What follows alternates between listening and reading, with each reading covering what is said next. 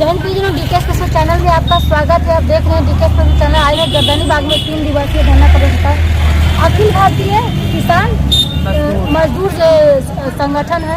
इनसे बात करके क्या हुआ नाम मैम आपका? मेरा नाम शशि यादव हुआ। हाँ, तो जो आपकी जो लड़ाई है बिहार सरकार की नहीं है, केंद्र सरकार की लड़ाई है। तो केंद्र सरकार से आप क्या कहना चाहते हैं इस चैनल के माध्यम से? देखिए, आपके चैनल के माध्यम से मैं ये बताना चाहती हूँ कि पूरे 3 दिन का पूरे देश के तमाम राजधानियों में किसान मजदूरों का तमाम संगठनों के जरिए महापड़ाव का कार्यक्रम चल रहा था। आज समाप्त हुआ है। केंद्र सरकार ने जो नीतियां मजदूर विरोधी बनाई, जो किसान विरोधी नीतियां बनाई है, उन नीतियों को वापस लेने के लिए आपने देखा कि किसानों ने 1 साल तक वहाँ धरना दिया था। किसानों ने जो मांगे हासिल की थी वो अभी तक जमीन पे लागू नहीं हुआ। मजदूरों के जो सवाल हैं कि आप मजदूरों के जो लोकतांत्रिक अधिकार हैं, धरना प्रदर्शन हड़ताल, वो तमाम चीज़ों को आप खत्म कर दे रहे हैं। 4 श्रम कानून जो बनाए हैं, आपने मजदूरों को लेबर कोर्ट में जा कर के अपने समस्याओं पर आवाज़ उठाने के लिए केस करने का जो कानून है, ये सारे आप धीरे धीरे खत्म कर रहे हैं। इन सारी सवालों को लेकर के ये 3 दिन का महापड़ाव है। इसमें ये भी एक सवाल प्रमुख थे कि उत्तराखंड में जो मजदूर फंसे हुए हैं वो सरकार भी बोली है, कल भी देव दीपावली थी, उस समय सरकार बोली है कि मतलब कि बहुत प्रयास किया जा रहा है हर दिन के माध्यम हर एंगल से उसमें यह संशोधन कर सरकार कैसा प्रयास कर रही है कि देश हमारा चांद पर पहुंच जा रहा है और 41 मजदूर आज हमारे दीपावली के रात से फंसे हुए हैं इतने दिनों से। उन मजदूरों की क्या हालत हो रही होगी। सुरंग में आप 10 मिनट घुसते हैं, 30 नवंबर तक वो निकल जाने की संभावना है। कोशिश से आप 15-20 दिन तक कोई प्रयास नहीं है, सफिशिएंट कोई प्रयास हम लोग उस बात को नहीं मानते। आर्मी भी तो वहाँ गई है, आर्मी भी जो चला जाए।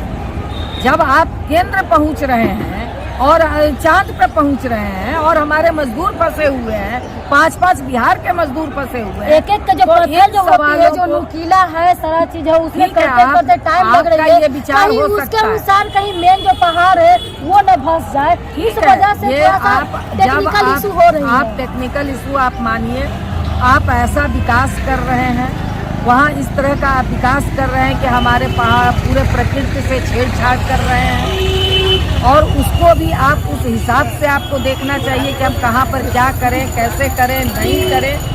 तो ये सारी चीज़ें देख सुन करके काम करना चाहिए। और लगातार वहाँ जो आप प्रकृति से छेड़छाड़ कर रहे हैं, जोशीमठ की आप घटना देख लीजिए, आप देख लीजिए जिस तरह से आपदा आया, पूरे जिस तरह से वो सिर्फ आपदा कोई प्राकृतिक आपदा नहीं है, आप जो वहाँ के प्रकृति के साथ जो छेड़छाड़ कर रहे हैं उसकी आपदा है। इसलिए इस बात को आप समझिए।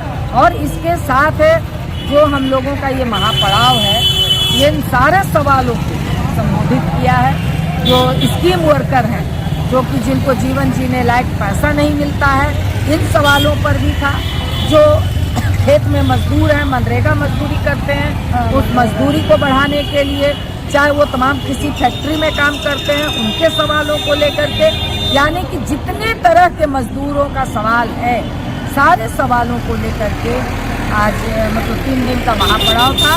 केंद्र सरकार से ये मांग की जा रही थी, अगर केंद्र सरकार, क्योंकि अब तो समय नहीं है, अब तो 2-3 महीने का समय, बजट सत्र में अगर ये सारी चीज़ें नहीं आती हैं तो केंद्र सरकार को सबक सिखाने का काम पूरे देश के मजदूर और किसान और स्कीम वर्कर बहने करेंगे। 24 में इसे इतिहास के कूड़ेदान में उठाकर फेंक दिया जाएगा। इसी संकल्प को लेने के लिए ये महापड़ाव। इनका पड़ाव यही था, 3 दिन का पड़ाव था कि अगर मजदूर को लेकर के, किसान को लेकर के, मनरेगा को लेकर के इस तरीके से काम उनके हिसाब से अगर डिमांडिंग पूरा नहीं होता है तो 24 में जो सरकार है, अभी जो है केंद्र की जो भी तत्काल सरकार है, वो क्या करेंगे, 2024 में इन लोग मिल करके कूड़ेदान में क्या करेंगे, फेंक देंगे।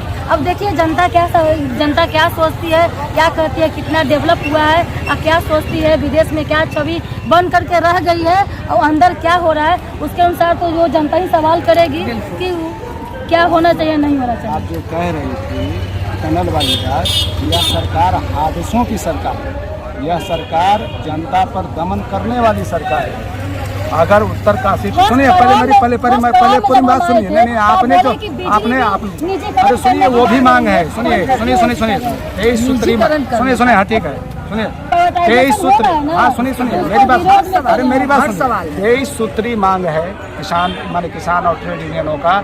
ये ऐतिहासिक दिन है कि जब देश के तमाम किसान संगठन और मजदूर संगठन एक प्लेटफॉर्म पर आए हैं और संविधान दिवस से हम लोगों ने ये आंदोलन शुरू किया था।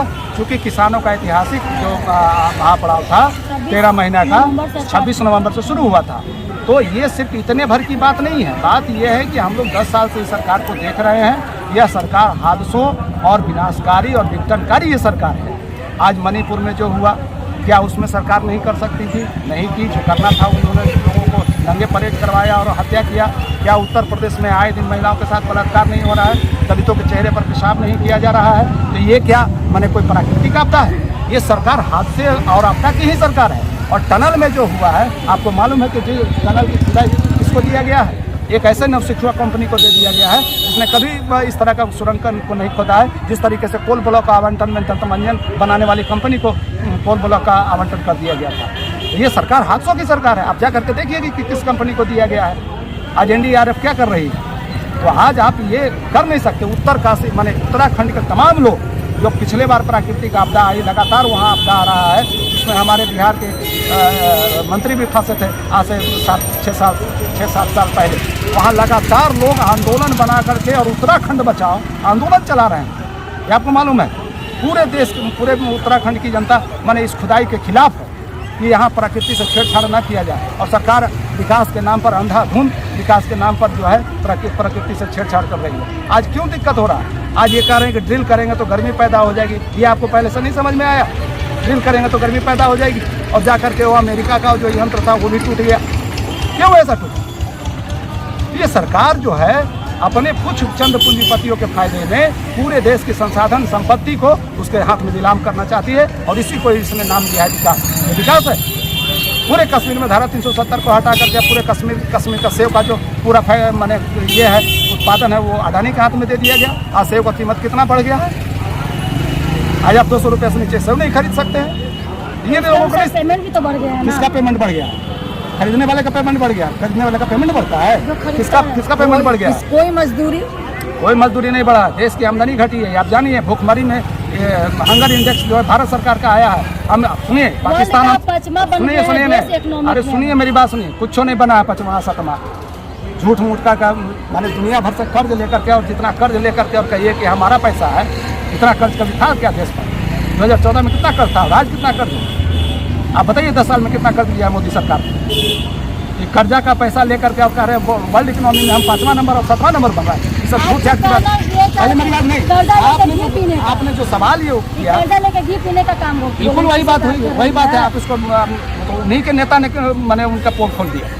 ये जो आपके क्या नाम है, ज्ञान कौन नारायण नाम है, जो दिन रात बोलते रहते हैं, उनके बीजेपी के लीडर ने उसका पोल खोला है। इसको कुछ नहीं आता जाता है।